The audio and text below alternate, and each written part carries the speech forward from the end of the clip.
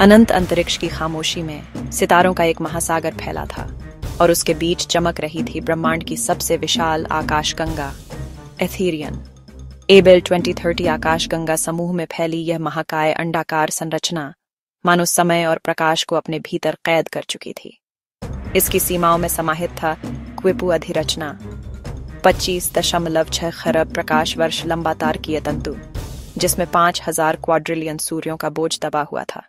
उस महाग्रंथ की सबसे चमकीली पंक्ति था एक सूर्य, महाविशालकाय लाल हाइपरजाइंट। उसका द्रव्यमान मानवीय कल्पना से परे और त्रिज्या 11 लाख करोड़ किलोमीटर, इतना कि उसमें असंख्य पृथ्वियां समा सकती।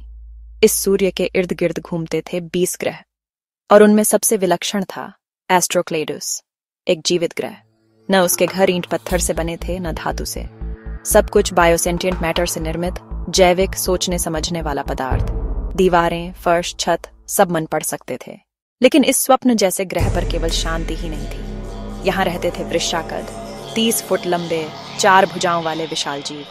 और अब एक और भयावह छाया उन पर मंडरा रही थी, दानव ब्रोंटो, 50 फुट ऊंचे, कवच जैसी त्वचा वाले नरसंहारक।